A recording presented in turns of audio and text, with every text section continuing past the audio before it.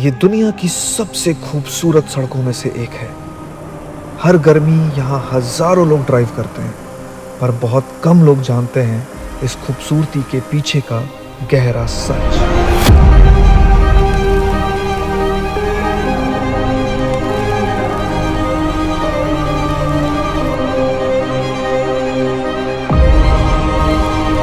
इस पानी के नीचे एक पूरी दुनिया डूबी हुई है, जहाँ घर हैं, स्कूल्स हैं, चर्चेज हैं और कुछ लोग भी। 10 गांव और करीब 6,500 लोगों को बेघर होना पड़ा था। और ये दुनिया किसी नेचुरल डिजास्टर में नहीं डूबी, इसे डुबाया था यहाँ की खुद की गवर्नमेंट ने। ये जो मेरे चारों तरफ देख रहे हैं आप, इतनी सारी जो ग्रेव्स की नेम प्लेट्स हैं, ये सब रियल लोग हैं। आई डोंट नो मैन कि मैं एंग्री फील करूं, सैड फील करूं, हैवी फील करूं। 10 गांव, 6,500 लोग और 4 दिन का ऑपरेशन।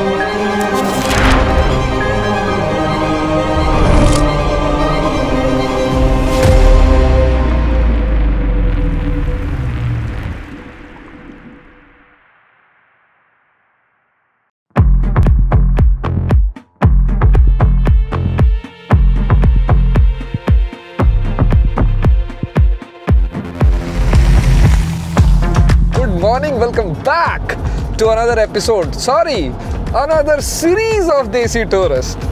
तो जनाब, हाल क्या है आपके? मेरा तो ठीक है और मैं वापस आ गया हूँ एक और नए रोड ट्रिप में, तो थोड़ा और ज़्यादा अच्छा लग रहा है। और लास्ट सीरीज़ आधी रह गई थी, जो कि अलास्का से अर्जेंटीना की सीरीज़ थी। मेक्सिको के हालात जो आज भी बिल्कुल वैसे के वैसे बने हुए हैं, तो मैंने सोचा कि वो सीरीज़ पता नहीं कब रिज्यूम होगी, तब तक क्यों ना एक और नई रोड ट्रिप सीरीज़ कर ली जाए, जिसके बारे में मैं कई सालों से सोच रहा था। तो इस बार देश का नाम है कनाडा। मैं एक ऐसा रोड ट्रिप करने जा रहा हूँ जो करने का मेरा पता नहीं कब से मन था। तो सवाल है, कनाडा क्यों? क्योंकि भाई कनाडा इस दुनिया का ना one of the most beautiful country है, और ये देश जितना खूबसूरत है उतना ही मिस्टीरियस भी। यहाँ पे कई सारी ऐसे हिडन स्टोरीज हैं जो आज तक लोगों को नहीं पता। तो मेरे बाकी सीरीज़ की तरह इस सीरीज़ में भी मैं आपको सब कुछ दिखाने वाला हूँ। इस देश की खूबसूरती के साथ साथ इस देश की कुछ हिस्ट्री और थोड़ी बहुत मिस्ट्री भी। और इतना ही नहीं, एक बार फिर से मैं ड्राइव कर रहा हूँ towards the edge of the world. पिछली बार अगर आपको याद होगा, मैं टोरंटो से निकल कर गया था अलास्का के डेड हॉर्स, नॉर्थ अमेरिका का सबसे नॉर्दर्न मोस्ट पॉइंट था वो। और इस बार मैं अटेम्प्ट कर रहा हूँ नॉर्थ अमेरिका के ईस्टर्न मोस्ट पॉइंट तक, जो कि आता है न्यूफीलैंड एंड लैब्राडोर में। ये एक ऐसा प्रोविंस है इस देश का जहाँ खुद 90% कैनेडियंस भी आज तक नहीं गए। सो मैं बहुत एक्साइटेड हूँ towards going to the edge of the world once again। तो मेरा रूट क्या होगा? तो मेरा रूट होगा टोरंटो से मॉन्ट्रियल, मॉन्ट्रियल से क्यूबेक सिटी, क्यूबेक सिटी से न्यू ब्रुंसविक और नोवा स्कोशिया होते हुए एक 7 घंटे की फेरी, और उसके बाद न्यूफीलैंड एंड लैब्राडोर, जहाँ पर कुछ couple of hundreds of kilometre और गाड़ी चलाने के बाद मैं पहुँचूंगा नॉर्थ अमेरिका के ईस्टर्न मोस्ट पॉइंट तक, जिसका नाम है केप स्पियर। टोरंटो से उस पॉइंट तक सीधा सीधा करीब 3500 किलोमीटर का रास्ता है, लेकिन आई एम श्योर कि मैं थोड़ा घूमते फिरते जाऊंगा तो ये रास्ता बड़े आराम से 5000 किलोमीटर का होने वाला है वन वे। और फिर वापसी में मैं उसी पॉइंट से टोरंटो तक वापस आऊँगा, थोड़े अलग रास्ते से, कुछ और अलग जगहों को देखते हुए। तो ये पूरा ट्रिप करीब करीब 10,000 किलोमीटर का है। आजकल 10,000 से नीचे तो मैं कुछ करता ही नहीं हूँ यार। So yes, I am very excited for a very new road trip। Toronto से निकल चुका हूँ, मीटर ज़ीरो कर दिया था टोरंटो में, और जा रहा हूँ मॉन्ट्रियल की तरफ। लेकिन आज रात मैं मॉन्ट्रियल नहीं पहुँचूँगा, रास्ते में एक हॉल्ट लिया है जो कि बहुत खूबसूरत है। इतनी खूबसूरत जगह है कि वहाँ गर्मियों में हज़ारों लोग घूमने आते हैं, लेकिन बहुत कम लोगों को ये बात पता है कि उस खूबसूरती के पीछे एक डार्क हिस्ट्री है। तो आज के एपिसोड में उस खूबसूरत सी जगह को हम देखने वाले हैं और उसके डार्क हिस्ट्री के बारे में जानने वाले हैं, जिसका नाम है लॉन्ग सूट पार्कवे।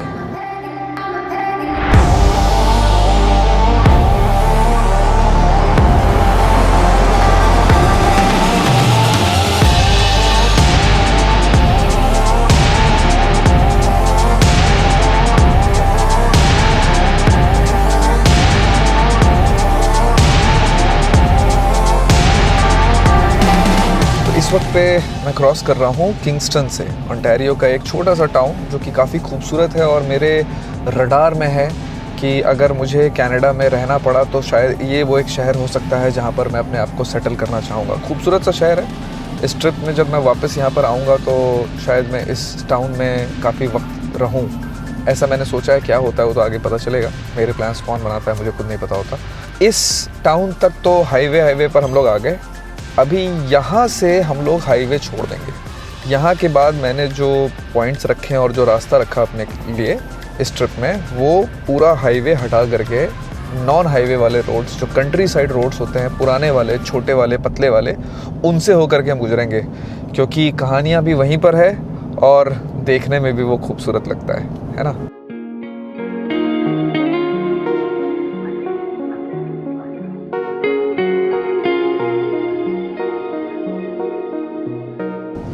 अब मैं फाइनली ऑफिशियली हूँ 1000 आइलैंड्स पार्कवे रोड पे, जो कि एक नेशनल पार्क है और काफ़ी पिक्चरस्क एरिया है कनाडा का।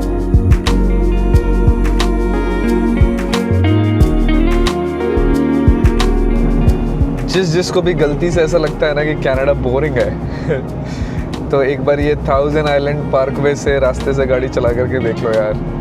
मतलब लेक्स ही लेक्स और पानी ही पानी और छोटी छोटी पार्किंग ऐसी लग रही है ना, पार्किंग में गाड़ी लगा करके मस्त खड़े हो जाओ। अभी कोई आगे कोई पार्किंग मिलेगी ना तो रोक करके दिखाता हूँ कैसा दिख रहा है भाई। राइट साइड में पानी ही पानी चल रहा है यार, पानी ही पानी, बिल्कुल बगल में पानी दिख रहा है यार। ये पार्किंग लॉट आ गया ना एक। चलो आओ।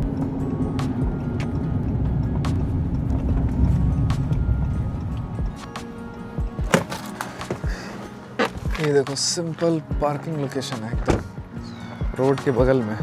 देख रहे हो कितना खूबसूरत है कनाडा। ये देखो, ये हाईवे के बगल में इतना सारा पानी है। ये वाला बोट लॉन्च पे ऐसे पब्लिक बोट लॉन्च है क्या? ऐसे जा सकते हैं क्या? आओ जरा देखें यार। मुझे ये सब करने में बड़ा मज़ा आता है, जहाँ पर कुछ पता नहीं होता ना कि यहाँ जा सकते हैं कि नहीं जा सकते हैं। और ऐसे कोई यार प्राइवेट डॉक लिखा है इस पर, तो प्राइवेट लिखा है ना। ओहो, फिर तो नहीं जा सकता, बट अदरवाइज़ मज़ा आ जाता है इस पे जा कर के। कोई बात नहीं, कहीं तो पब्लिक होगा। तो छोटे छोटे से टाउन्स हैं यार, कितना मज़ा आ रहा है ना टाउन्स के अंदर से गुजरने में। चलो कुछ तो इंडियन दिखा मेरे को, इंडियन कुजीन हब। तो ऐसा नहीं है कि इंडियन नहीं है, इंडियन तो कनाडा में हर जगह है। बहुत खूबसूरत, हरा भरा, रंगीन, बिल्कुल कलरफुल टाउन है ब्रॉकविल। ये भी अच्छा लगा रहा है मुझको। अरे ये देखिए यहाँ पर, ये क्या था, ये क्या है? ये चर्च है शायद। काफ़ी यूरोप वाला वाइब है, बहुत ज़्यादा। ऐसा कनाडा वाला वाइब नहीं है एक्चुअली। ओल्ड कनाडा जो है वो यूरोप का ही वाइब था, सब तो ब्रिटिशर्स सेटलर्स ही थे यहाँ पर, तो वही इसलिए वो वाइब दे रहा है। बट यार ये ओल्डर टाउन्स कितने सही हैं यार। और ये ब्रॉकविल भी ओंटारियो के अंदर आता है। चलो एक और टाउन जुड़ गया मेरे लिस्ट में, जिसको मैं एक्सप्लोर करूँगा वापसी में आते वक्त। यार इन जगहों पे रहने का मज़ा ही कुछ और आएगा यार। रहूँगा तो मैं किसी छोटे टाउन में यार, बड़े टाउन में तो नहीं रहूँगा मैं, चाहे कुछ भी हो।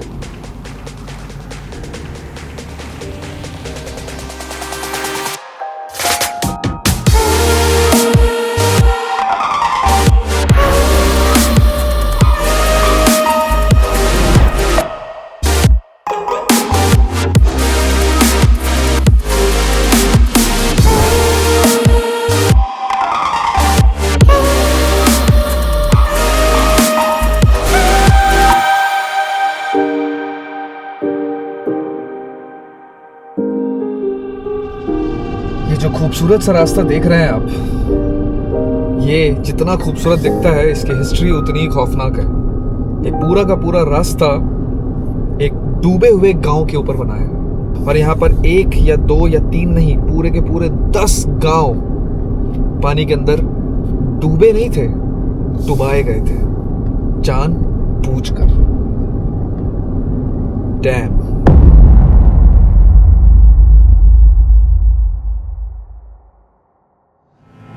तो स्वागत है आपका इस खूबसूरत से रोड पे जिसका नाम है लॉन्ग सूट पार्कवे।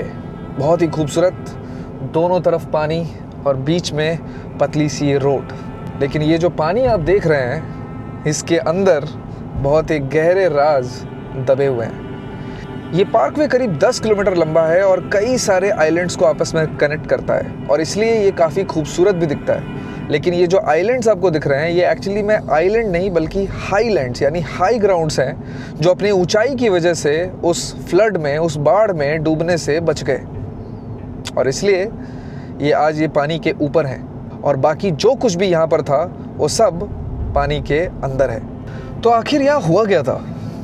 1958 में अमेरिका और कनाडा दोनों ने मिलकर डिसाइड किया कि सेंट लॉरेंस रिवर पे एक नया डैम बनाएंगे, एक नया प्रोजेक्ट बनाएंगे जिससे बड़े शिप्स को हम बिग लेक्स तक लेकर के आ पाएँ और इलेक्ट्रिसिटी वगैरह जनरेट कर सकें। मतलब बहुत बड़ा प्रोजेक्ट था, उस सेंचुरी का शायद सबसे बड़ा प्रोजेक्ट। और इसके लिए सेंट लॉरेंस रिवर के पानी का लेवल को ऊपर करना था। लेकिन इस एरिया में 10 विलेजेस थी, रियल लोग, रियल कम्युनिटीज़। उस ज़माने में भी करीब 6,500 लोग यहाँ पे रहते थे। और इसके लिए जुलाई 1, 1958, जिसको इनंडेशन डे भी कहते हैं, मतलब इनंडेशन का मतलब होता है पानी का बढ़ जाना, फ्लड आ जाना ऐसा। तो जुलाई 1, 1958 को एक टेम्पररी डैम को इन लोगों ने ब्लो कर दिया और ये पूरा का पूरा एरिया पानी के अंदर समा गया। जो आप ये खूबसूरत जगह देख रहे हैं, इसके नीचे पूरी की पूरी कम्युनिटी डूब गई और बदले में लोगों को क्या मिला? एक छोटा मोटा सा कॉम्पनसेशन डेवलपमेंट के नाम पर। उनके घर, उनके स्कूल, उनके चर्चेज़, उनकी पूरी ज़िंदगी सब कुछ पानी के अंदर दब गई। इनफैक्ट सिमेट्रीज़ का क्या हुआ? चलो आगे बताता हूँ। अभी फ़िलहाल इस खूबसूरत रोड पर जो लोग करने आते हैं, मैं भी वही करने जा रहा हूँ। वो है, ये जगह पे कैंपिंग बड़ी फेमस है। यहाँ पर कई सारे आइलैंड्स हैं और उन पे कई सारे कैंप ग्राउंड्स हैं जिन पर समर्स में काफ़ी ज़्यादा विज़िटर्स आपको मिलेंगे पिकनिक मनाते हुए, गुड फैमिली टाइम। तो मैंने भी डिसाइड किया है कि आज की रात मैं इसी लॉन्ग सूट पार्कवे के ऊपर किसी कैंप ग्राउंड के ऊपर रात बिताऊंगा। हालांकि मेरे पास बुकिंग नहीं है क्योंकि ऑनलाइन मुझे कुछ अवेलेबल दिख नहीं रहा था, बट शायद ऑफलाइन मुझे मिल जाएगा क्योंकि ऑनलाइन में शायद 2 दिन का वो एक कंडीशन था कि कम से कम 2 रातें आपको रुकनी पड़ेंगी। बट मेरे पास 2 रातें नहीं हैं, मैं सिर्फ आज की रात रुकना चाहता हूँ। मुझे उम्मीद है शायद कि ऑफलाइन मुझे वो मिल जाएगा। कई सारे कैंप ग्राउंड्स में एक दो स्पॉट्स अवेलेबल थे, तो कुछ ना कुछ तो मिल ही जाएगा। बाकी क्या मिलता है नहीं मिलता है, चलिए चल कर देखते हैं। ये रहा जी कैंप ग्राउंड। अंदर जा कर के अभी पता करके आता है कि अपने को मिलेगा भी कि नहीं।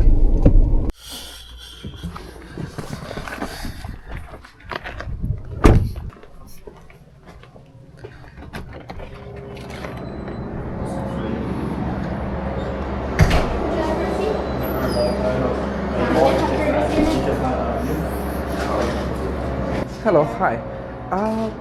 Is there any availability for today? Any Or what, sorry? availability for the campsite? Or I is can take a look. We should just help you over there. Okay. So you're booking for just one night? Yeah, that's what I'm thinking. If it's possible, because when I was trying to do it online, it was telling me at least 2 nights. Yeah. Yeah. Were you looking for 125 or 153? For what is? So there's 125, 153. I think this will have a view of the water, right? Yeah. So 125 works. Your first and last name. Amit, A-M-I-T, and the last name is Singh, S-I-N-G-H. So it'll be 5824. One of those will go in the dash of your vehicle, and the other will go in the post on the site. Okay. And you're all set. This is valid until tomorrow 1 p.m. Right? Okay. And where are the firewood? It's just right over there. Okay, perfect. All right, thank you so much. You're welcome. You have a good one.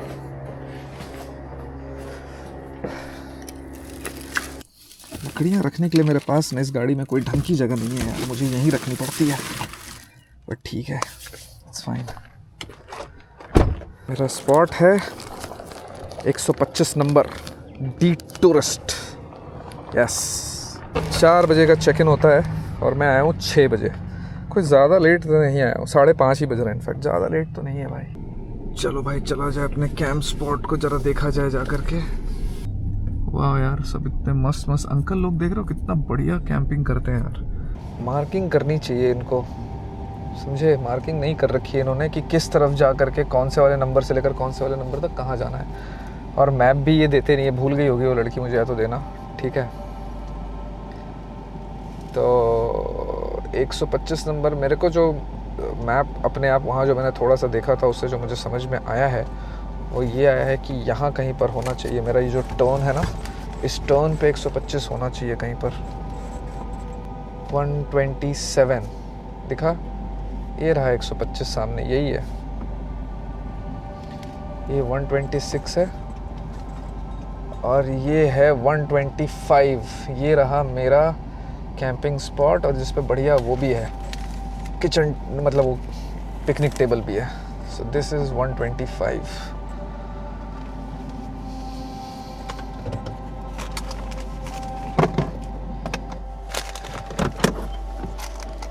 वाह man, this is my spot. ये यहाँ से इस वाले डंडे से लेकर 125 है ना, यहाँ से लेकर के उस वाले डंडे तक ये पूरा मेरा स्पेस है। सबसे पहले इसको यहाँ डाल दो। कैसे डालते हैं रे? हाँ।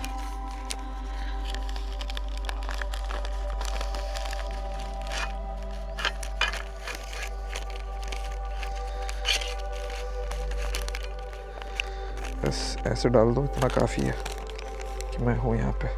ठीक है, और एक जो दूसरा है उसको रखना है डैशबोर्ड पे।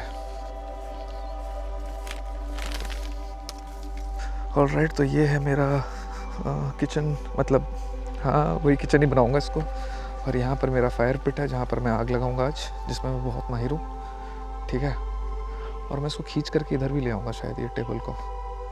स्पेस बहुत अच्छा है यार, वहाँ है वो, यहाँ हूँ मैं, और अगला जो भी आएगा वहाँ आएगा, और मेरे बगल में कोई है नहीं, खाली है।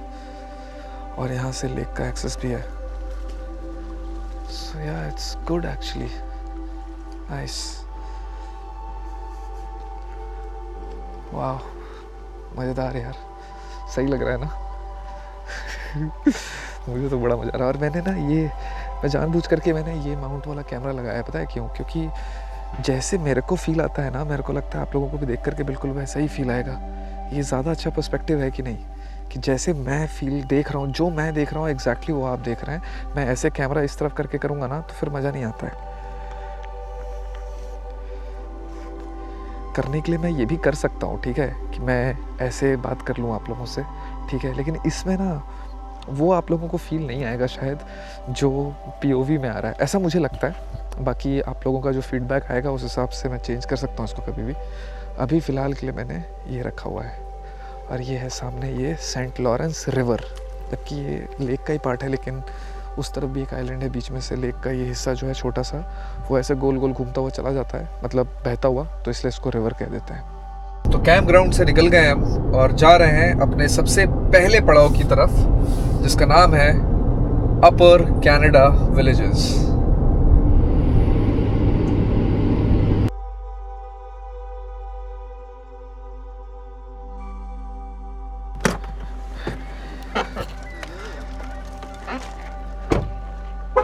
तो ये जगह पर जहाँ हम आए हैं ये है अपर कनाडा विलेजेस। अपर कनाडा विलेजेस क्या है? ये एक म्यूज़ियम है, काफ़ी बड़ा। इनफैक्ट आई थिंक कनाडा का सबसे बड़ा लिविंग हिस्ट्री म्यूज़ियम है ये, जिसके अंदर पूरा का पूरा जो वो 18th सेंचुरी और 19th सेंचुरी की जितनी भी चीज़ें थी उनको ये इन्होंने वापस से बनाया है, और अच्छा खासा बड़ा है ये। तो एक ये ट्रेन भी है, एक लिविंग स्टेशन है, जैसा पहले स्टेशन हुआ करता था वैसा ही स्टेशन है, जहाँ पे आप टिकट खरीदेंगे। करीब $20 या $21 का कुछ है टिकट, और फिर आपको ये ट्रेन मिलेगी, और ये ट्रेन आपको लेकर के जाएगी और पूरा ऐसे अपर विलेज दिखा करके लेकर के आएगी, जिसके अंदर हर वो हिस्ट्री आपको जानने को मिलेगी कि यहाँ क्या हुआ था और कैसे हुआ था।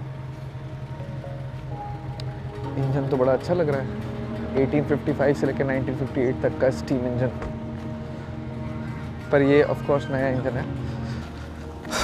ये जो जगह है अपर कनाडा विलेज, ये बहुत ज़्यादा टूरिस्टी है और काफ़ी चीज़ें यहाँ पर जो हैं वो बनाई गई हैं टूरिस्ट फ्रेंडली रखने के लिए उसको, तो इसलिए ये जगह मेरे लिस्ट में नहीं थी, मतलब थी, लेकिन मैं ये जो अंदर म्यूज़ियम में जाने वाला जो टिकट लेकर के हिस्सा है या हिसाब किताब है वो मैं नहीं करने वाला हूँ। पर मैं फिर यहाँ क्यों आया हूँ? यहाँ मैं आया हूँ 2 चीज़ें देखने के लिए, जिसमें से एक ये सामने है, पायनियर मेमोरियल। ये मुझे लगता है सबसे हैवी पार्ट है इस पूरे एपिसोड का, डॉक्यूमेंट्री का, और ये बहुत इम्पोर्टेंट पार्ट भी है।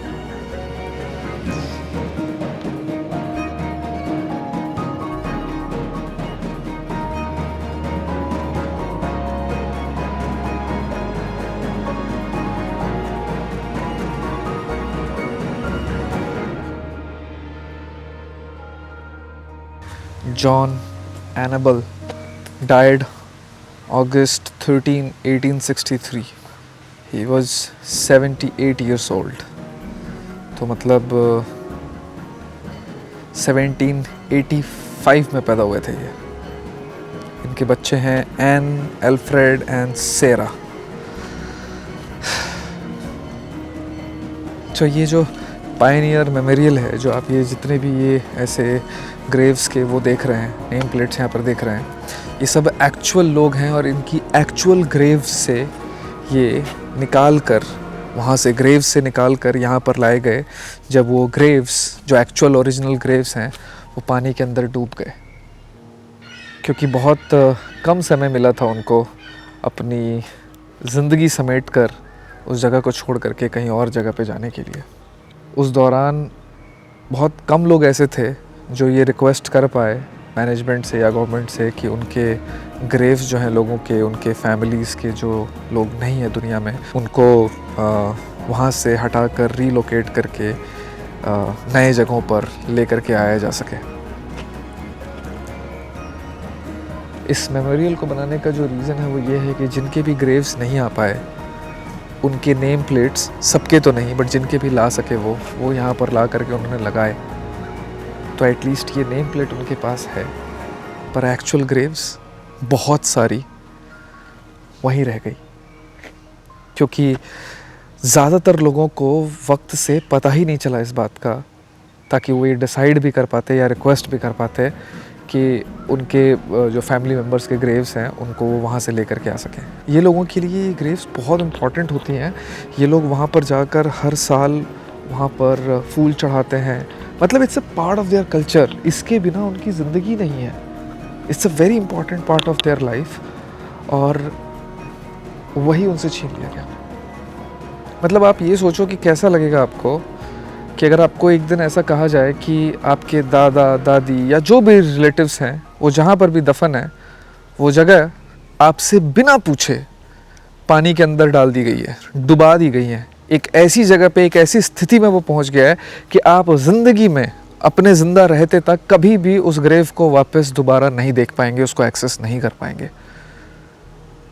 इनके लिए तो वैसा हो गया कि मुझसे हमेशा के लिए कुछ मेरा कोई रिलेटिव या मेरा कोई फैमिली मेम्बर ही छीन लिया आपने।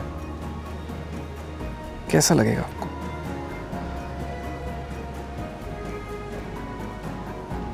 आई डोंट नो मैन, कि मैं एंग्री फील करूं, सैड फील करूं, हैवी फील करूं, न्यूट्रल फील करूं, क्योंकि डेवलपमेंट के नाम पर हुआ है।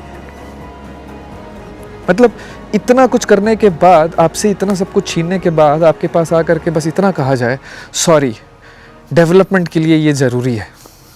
कैसा लगेगा आपको? कैसा लगा होगा इन लोगों को जब इनके साथ ये हुआ होगा डेवलपमेंट के नाम पे? पता है, मुझे लगता है बदलाव ज़रूरी है, और एक ही चीज़ है जो नहीं बदलता है, वो है बदलाव। दुनिया में सब कुछ बदलता रहता है, सिर्फ चेंज ही है वो इनएविटेबल है। लेकिन कभी कभी बदलाव और चेंज जो है ना, ये इसकी कीमत बड़ी हैवी होती है यार। और जो देते हैं ना, जो उस कीमत को अदा करते हैं, सिर्फ वही जानते हैं। तो इनकी कब्रों के साथ क्या हुआ था मैं वो भी आपको बता दूं। तो कुछ लोगों की कब्रें तो रिलोकेट हो गई थी, चुनिंदा लोगों की, बाकी सब की कब्रें वहाँ पर जो थी उनके ऊपर बहुत ज़्यादा मिट्टी डाल दी गई फ्लड करने से पहले, ताकि वो ऐसे फ्लड में बाहर ना आ जाए। तो उनको मिट्टी से दबा दिया गया था और वो हमेशा के लिए वहीं रह गई। पायनियर मेमोरियल कहते हैं इस जगह को, अपर कनाडा विलेज के अंदर ही है। यहाँ पर आने के लिए आपको कोई टिकट नहीं लगती है। यहाँ पर आपको ये लोग जो रियल लोग हैं वो आपको मिल जाएंगे। तो ये है अगला स्टॉप मेरा अपर कनाडा विलेज का, जिसके लिए मैं आया हूँ। वो जो सामने है वो दिख रहा है ना मेमोरियल, ये बस यहीं जाना है मुझे। चलो वहाँ चल कर के बताता हूँ कि क्या है वो। ये एक तोप रखा हुआ है यहाँ पर, आपको अब दिख रहा होगा अच्छे से, है ना। दो हैं एक्चुअली, एक वहाँ पर भी है और ये एक मेमोरियल जैसा है। बस ये एक जगह काफ़ी इम्पोर्टेंट थी मेरे लिए, जो मैं यहाँ देखने आया था। तो ये जो जगह है, ये जो मेरे पीछे आप देख रहे हैं, ये एक वॉर मेमोरियल है जो 1818 मतलब अर्ली 18th सेंचुरी के वॉर के बारे में है, जो ब्रिटिशर्स कैनेडियंस, क्योंकि ब्रिटिशर्स ही यहाँ पर आए थे। Canada was owned by Britishers, उन्हीं की कॉलोनी थी। तो ब्रिटिशर्स और अमेरिकन्स के बीच में ये लड़ाई हुई थी, इस तरफ कहीं और 30-35 किलोमीटर और आगे, जो एरिया पानी के अंदर दब चुका है। उस जगह, जो वो जगह थी जहाँ पर ये लड़ाई हुई थी, उसको कहते थे क्राइसलर फार्म, और उसी की वजह से इस जगह को, इस मेमोरियल को the memorial of the battle of Crysler farm कहा जाता है। अब क्यों इम्पॉर्टेंट है ये? देखो, थोड़ी हिस्ट्री मैं आपको बता देता हूँ, और जानना ज़रूरी भी है, क्योंकि हिस्ट्री बहुत अमेजिंग चीज़ है अगर ढंग से जानी जाए तो। अमेरिकन्स कनाडा के ऊपर कैप्चर करना चाह रहे थे, ठीक है, और ब्रिटिशर्स जो कि बाद में कैनेडियंस बन गए, वो इसको बचाना चाह रहे थे।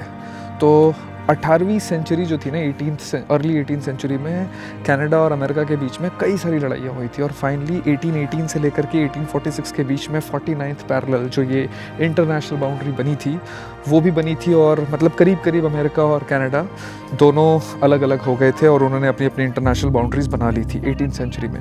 आपको याद होगा, मैंने एक पॉइंट रॉबर्ट्स नाम के एक टाउन के बारे में बात किया था, जो कि एक जोग्राफिकल एनॉमली है, जो इस 49th पैरेलल की वजह से वैंकूवर की साइड पर बना था, जो कि एक अमेरिकन टाउन है, लेकिन चारों तरफ से वो कनाडा से घिर गया एक गलती की वजह से। और बहुत ही यूनिक सिचुएशन है वहाँ पे लोगों की। अगर आपने वो एपिसोड नहीं देखा है तो मैं यहाँ पे फ्लैग कर दूंगा। बहुत ही इंटरेस्टिंग एपिसोड है, क्योंकि वहाँ के लोगों को हर चीज़ के लिए, अमेरिकन लोग हैं, वो अमेरिकन टाउन है, लेकिन हर चीज़ के लिए उनको कनाडा के ऊपर डिपेंडेंट रहना पड़ता है। तो उसको ज़रूर देखिएगा। तो वो जो 49th पैरेलल है, वो अमेरिका और कनाडा के बीच में लड़ी गई कई सारी लड़ाइयों का ही फाइनल आउटकम था, जिसमें से एक इम्पॉर्टेंट लड़ाई ये भी है। और ये लड़ाई क्यों इम्पॉर्टेंट है? क्योंकि ये वाले लड़ाई में अमेरिका मॉन्ट्रियल, जहाँ मैं जा रहा हूँ, जो आज क्यूबेक का एक बहुत बड़ा शहर है, मॉन्ट्रियल पे कब्ज़ा करने के लिए इस तरफ से अपनी आर्मी लेकर के आए थे, और करीब 4-4.5 हज़ार सैनिक थे उस ट्रुप के अंदर जो हमला करने आया था यहाँ पर। लेकिन ब्रिटिशर्स कैनेडियंस जो थे, उनके पास सिर्फ 2,000 लोग थे, और उसके बावजूद भी उन लोगों ने अमेरिकन्स को हरा दिया उस वॉर में, और यहाँ से वापस खदेड़ दिया। अमेरिका जो ये सोच के आया था उस लड़ाई में कि अब हम मॉन्ट्रियल के ऊपर कब्जा कर ही लेंगे, उसे मुंह की खानी पड़ी थी और यहाँ से वापस गया था। तो कैनेडियन हिस्ट्री के हिसाब से ये बहुत ही इम्पॉर्टेंट माइलस्टोन है उनकी वॉर हिस्ट्री का। तो ये मेमोरियल को उन्होंने बचा करके रखा, क्योंकि ये मेमोरियल क्राइसलर पार्क में था उस तरफ, यहाँ से और करीब 15 माइल दूर, और वो जगह पानी के अंदर है, because of yes the reason which we are discussing in this episode. तो वो जगह तो एक्चुअल पानी के अंदर है, लेकिन वहाँ से इस मेमोरियल को बचा करके यहाँ पर ला करके रख दिया गया, जो कि अब अपर कनाडा विलेजेस म्यूज़ियम का पार्ट है। सो ये एक और जगह थी जो मुझे देखनी थी यहाँ पर, जो कि मेरे हिसाब से काफ़ी इम्पॉर्टेंट थी। अब मुझे नहीं पता आपको ये बात कितनी इम्पॉर्टेंट लग रही है या नहीं, लेकिन मुझे लग रही थी, तो इसलिए मैं यहाँ पर आना चाहता था। And in addition to that, इस जगह से काफ़ी अच्छा व्यू मिलता है। बेंचेस बने हुए हैं, लोग यहाँ पर बैठ करके अपना वक्त गुजार रहे हैं। यहाँ पर भी बहुत ही अच्छे बेंच, इस तरफ भी बेंचेस बने हुए हैं, कुछ लोग उधर पेड़ों की तरफ भी बैठे हुए हैं। तो पिकनिक स्पॉट भी कह सकते हैं आप इसको एक अच्छा। इस तरफ वेस्ट है, जहाँ पर एक खूबसूरत सा सनसेट होगा, तो आप यहाँ पर आकर सनसेट का भी नज़ारा देख सकते हैं। ऑल राइट, तो अब हम निकल चुके हैं अपर कनाडा विलेजेस से, और जा रहे हैं अपने अगले पॉइंट की तरफ, अगले डेस्टिनेशन की तरफ, जो कि बहुत इम्पॉर्टेंट है। और क्यों?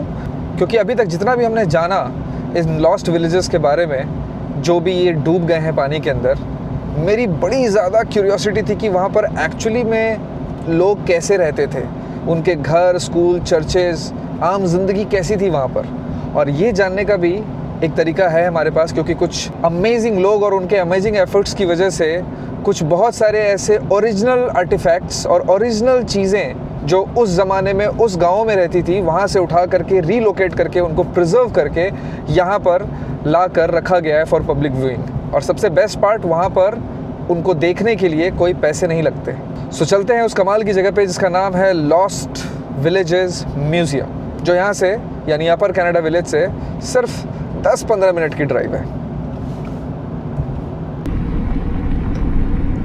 तो ये अभी हम जहाँ पर आए हैं, ये है लॉस्ट विलेजेस म्यूज़ियम, जहाँ पर करीब 10 के आसपास बिल्डिंग्स हैं जो बिल्कुल ओरिजिनल 1958 में जो गांव थे वहाँ से उठाकर लाई गई थी यहाँ पर और बचाई गई थी, जिसमें से एक ये ग्रोसरी स्टोर है।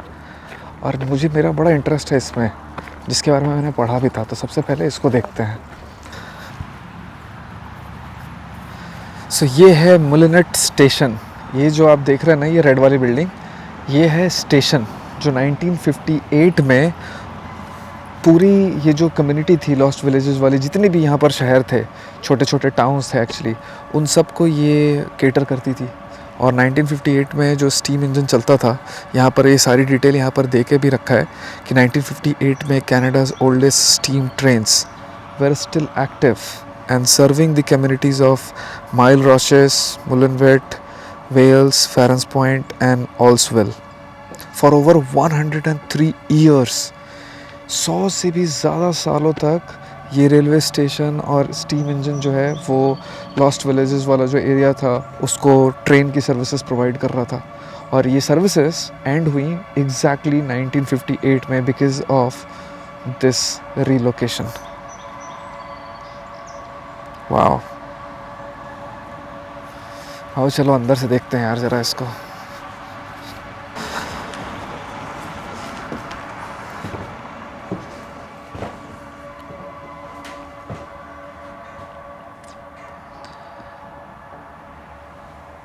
हेलो हेलो, ये देखो, यहीं से होता हुआ आया हूँ मैं, इरक्वा, मॉरिसबर्ग, और अभी यहाँ पर हैं हम लोग, Aultsville, I think so, right.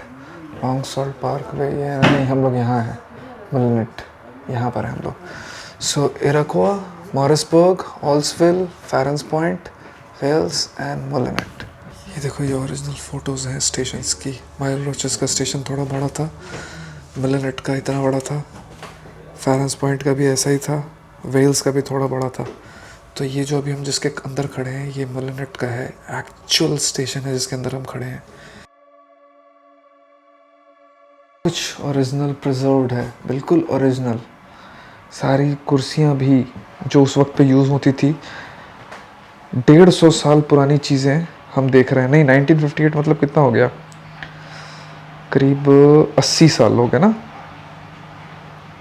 70 साल, करीब 70 साल पुरानी चीज़ें हम देख रहे हैं। ताश के पत्ते भी रखे हुए हैं यार।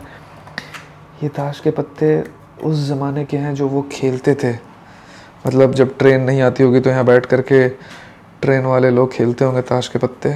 तो ऐसा नहीं है कि हमारे यहाँ ही सरकारी कर्मचारी पत्ते खेलते हैं। The federated women's institute of Ontario, 80 साल पहले भी औरतों की पढ़ाई के लिए यहाँ पर इंस्टीट्यूट था ओंटारियो में, 80 ईयर्स पहले। बात तो बिल्कुल इक्के वाली ही की है ये। Captains chairs from Kings Row at Ransom store donated by Fay Ranson. ये भाई कैप्टन का चेयर है जो इस स्टेशन का कैप्टन हुआ करता था। बैठना मना, इस पे आके बैठ मत जाना, ठीक है। मतलब लोग ऐसा भी काम करते होंगे यहाँ पर, नहीं। ये एरियल फुटेज है कुछ। ग्रैंड ट्रंक रेलवे गैंग, कुछ पुरानी तस्वीरें हैं यहाँ पर। कितना अच्छा लग रहा है ना यहाँ आकर इनको विटनेस करके। वो वहाँ पर लैंप्स रखे हैं 1958 के, वो ये रेड वाला लैंप शायद ट्रेन को रोकने के लिए यूज़ होता होगा। वाह यार, चलिए अब चलते हैं नेक्स्ट बिल्डिंग की तरफ। ये है ग्रोसरी स्टोर। और एक और चीज़ मैं आपको बता दूं, ये जो म्यूज़ियम है ये फ्री ऑफ कॉस्ट है, वॉलंटियर्स रन करते हैं इसको, और 5 बजे तक खुला रहता है, करीब करीब हर दिन, संडेज़ को भी। ठीक है, तो ये है 1958 से पहले का एक ग्रोसरी स्टोर। वाह, आज तक मैंने कभी भी इतना पुराना कोई ग्रोसरी स्टोर नहीं देखा है, ना बाहर से ना अंदर से। चलिए आज देखते हैं और साथ में आपको भी दिखाते हैं। Hello. Hello. Excuse us. Thank you. Thank you.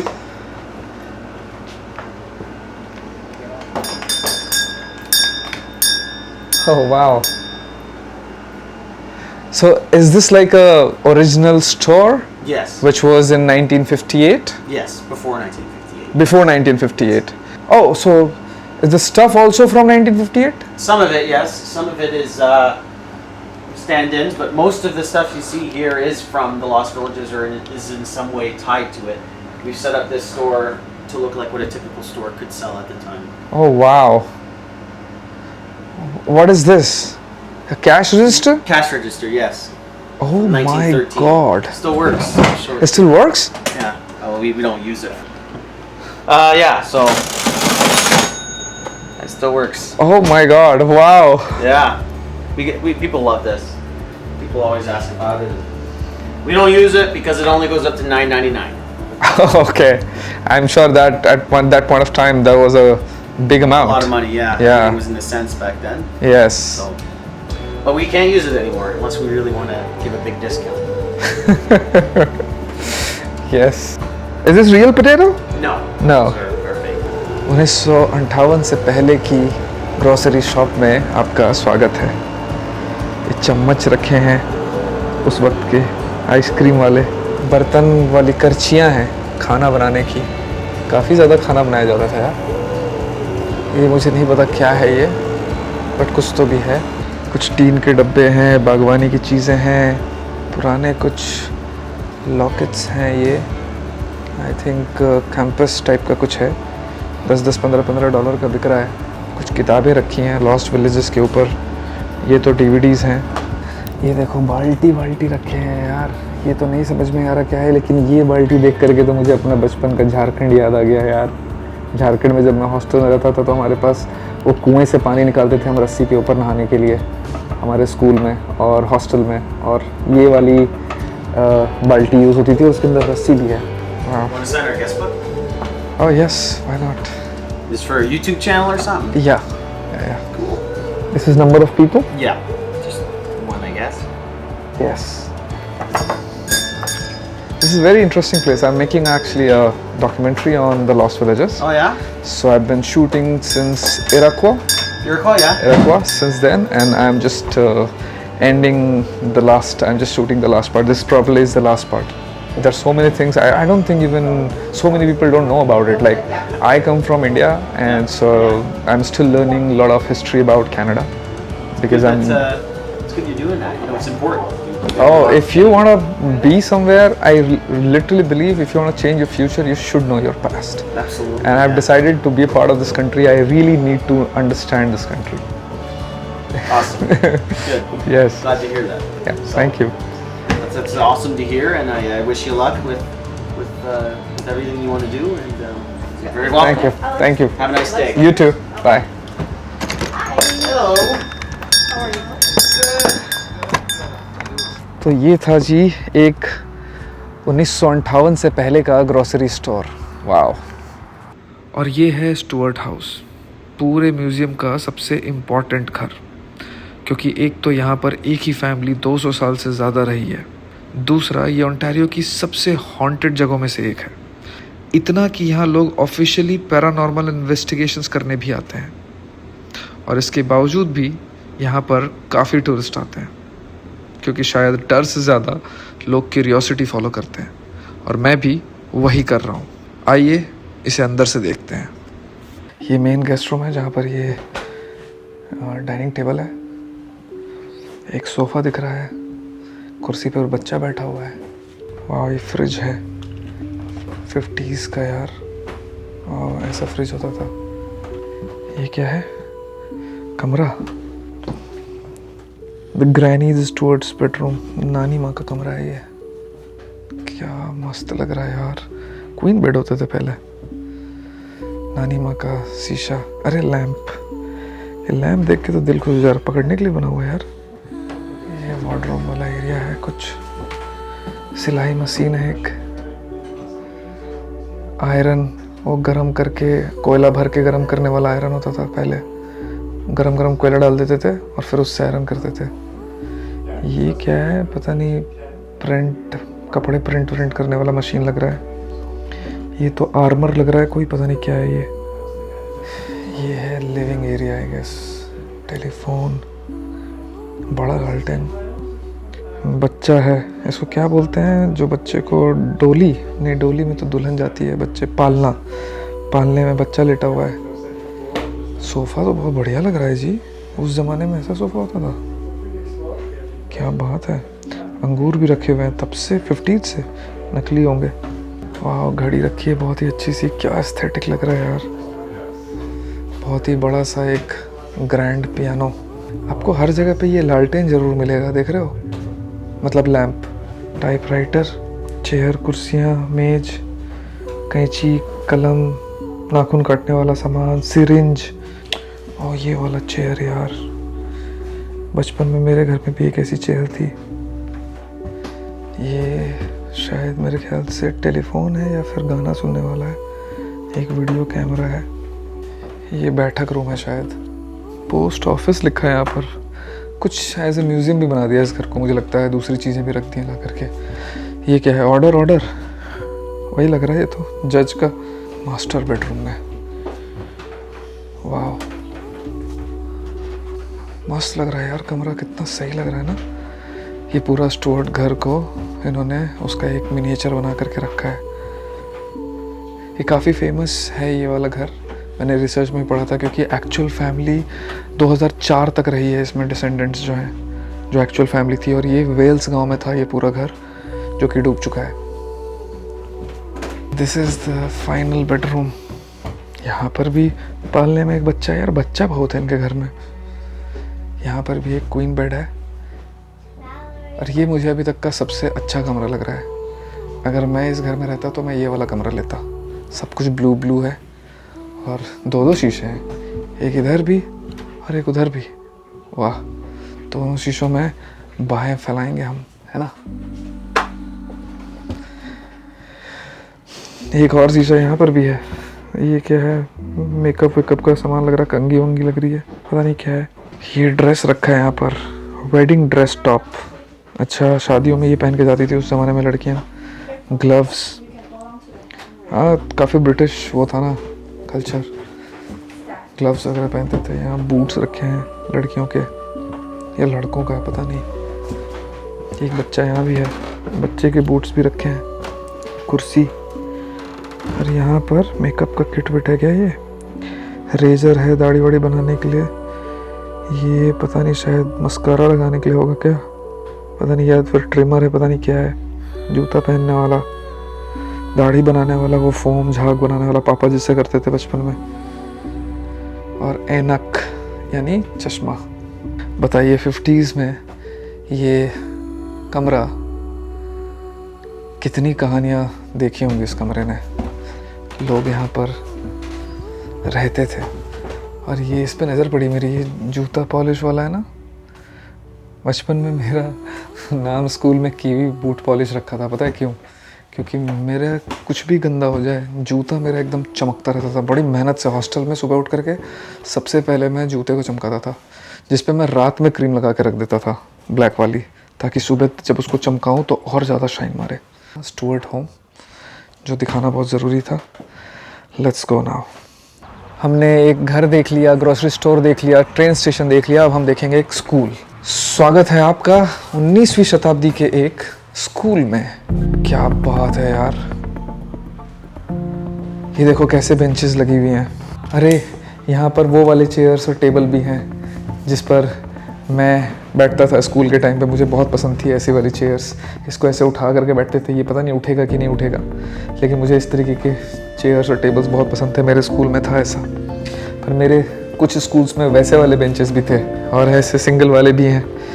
और अगर मैं क्लास में होता तो बताओ मैं कहाँ बैठता, पता है? मैं बैठता यहाँ, क्योंकि मैं हमेशा से फ्रंट रो में बैठने वाला बंदा था। मुझे पीछे पसंद ही नहीं आता था बिल्कुल। मैं यहाँ बैठता था। बट ये मत समझना कि मैं बैठ करके बहुत तेज़ था पढ़ाई में या मैं आगे बैठता तो अच्छा बच्चा था, नहीं। मैं यहाँ बैठ करके यहीं सो जाता था, क्योंकि टीचर जनरली ना पीछे देखते थे कि पीछे वाले बदमाशी तो नहीं कर रहे हैं, और मैं यहीं पर हाथ रख करके, हाथ के ऊपर अपना सिर रख करके सो जाता था। ठीक है, कुछ पुरानी किताबें रखी हैं।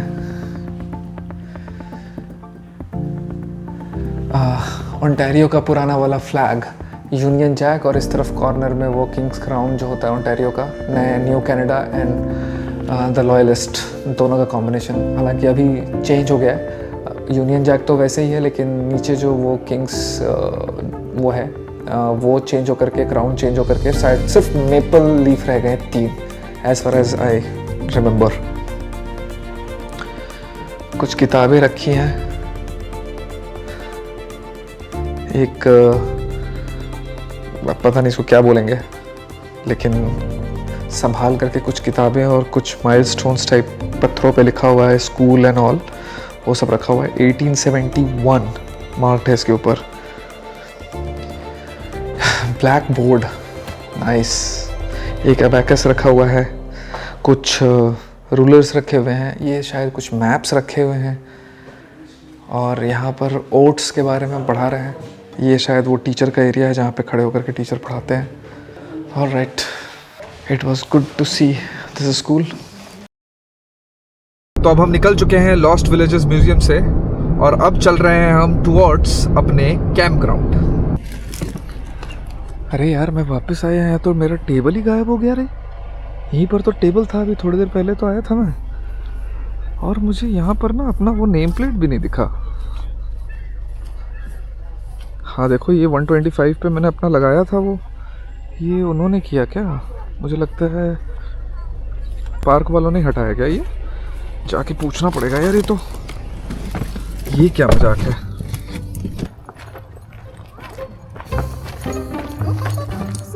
No worries.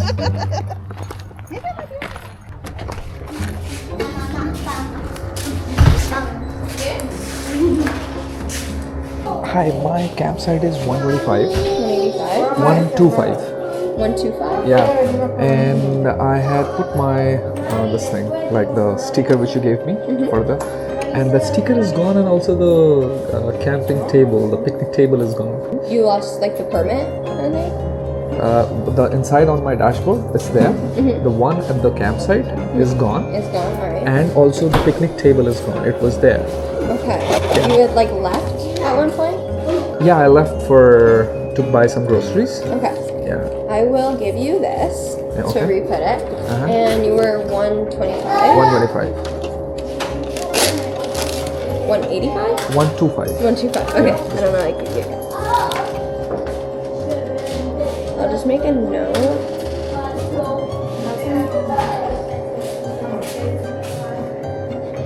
And whenever my park ranger gets back from cleaning the bathrooms, Okay. we'll go see what we can do for you. Done thing. Thank you. No problem.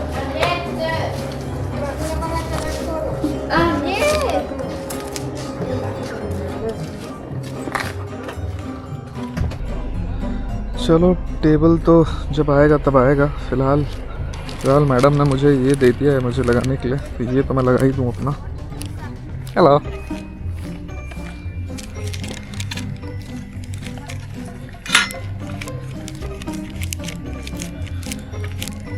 ठीक है जी। एंड ये है लेक।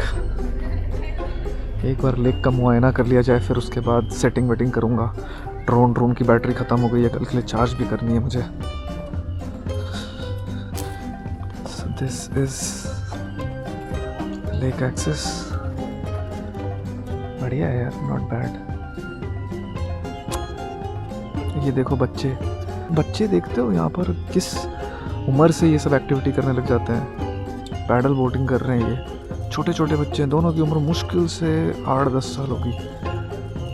क्या बढ़िया कर रहे हैं देखो, और बिल्कुल शांति से कर रहे हैं। मैं होता अगर इनकी उम्र में और मेरे हाथ में ये होता ना, बंदर की तरह पानी में छलांगे लगा रहा होता मैं।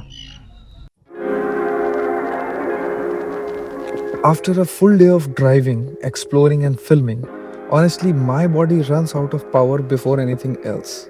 But as a travel filmmaker, I simply cannot afford for my gears to run out of power.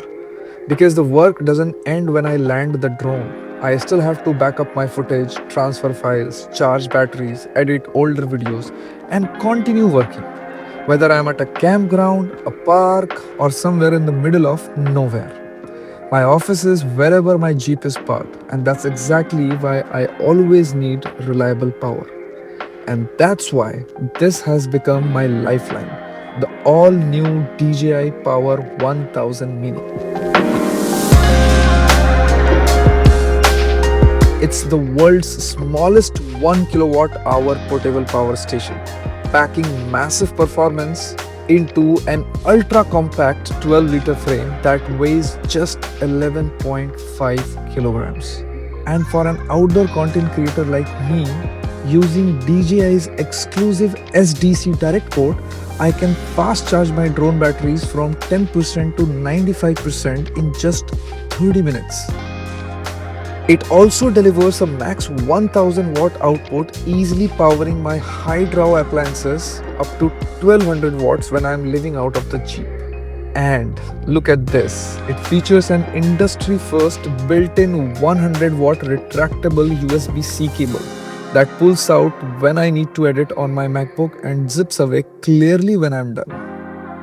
Even when the battery runs low, I don't have to worry. Because using the dedicated super fast car charger connected to my vehicle's alternator, I can fully recharge it in under 3 hours while driving to my next destination. And that's absolutely a game changer. So no matter where I go, my power comes with me. I have trusted DJI throughout my entire filmmaking journey. From drones to cameras, they have always been one of the most reliable brands in my gear bag. So seeing DJI now making products that perfectly fits my overlanding lifestyle as well, honestly that makes me really happy. Because when your entire life happens on the road, reliability is everything. So thank you DJI for making this DJI 1000 Mini and making my life easier.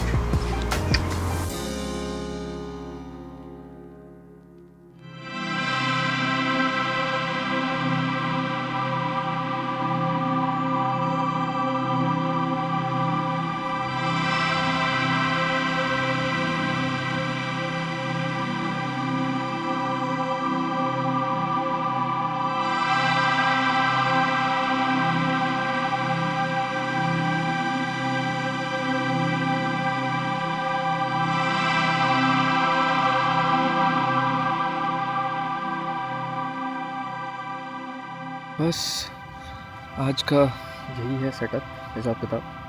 अभी थोड़ा सा data transfer करना है, थोड़ा laptop और अच्छे से charge हो जाने देता हूँ। उसके बाद गाड़ी के अंदर ही बैठ के कर लूँगा, कैंप में, टेंट में, या थोड़ा बहुत यहाँ पर भी किया तो किया। इंटरनेट आ रहा है यहाँ पर, तो थोड़ा बहुत मैं काम भी कर लूँगा इंटरनेट से जो रिलेटेड काम है मेरा।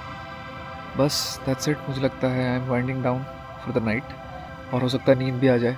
बहुत मुश्किल है ये यकीन कर पाना कि इस वक्त पे जो इतनी खूबसूरत जगह पे मैं बैठा हूँ, कैंपिंग कर रहा हूँ, ये एक डूबे हुए गांव का ऊपर वाला हिस्सा है। ये जगह कभी एक गांव का हिल साइड हुआ करती थी, आज सिर्फ यही बचा है। इसके चारों तरफ पानी है जिसके अंदर वो गांव डूब चुके हैं। इनफैक्ट ये जो आप पानी देख रहे हो, ये इतना खूबसूरत चांद और ये पानी,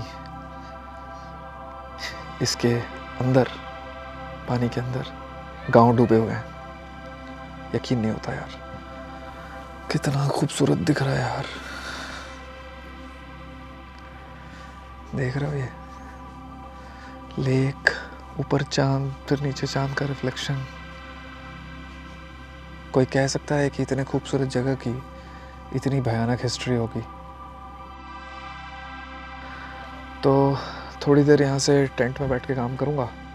कमर सीधी रहती है टेंट के अंदर, और उसके बाद करीब 1 घंटे मुझे लगता है मैं काम करूँगा। 1 घंटे के बाद आकर के अगर आग तब तक भी जलती रही तो आकर के बुझा दूँगा और सो जाऊँगा।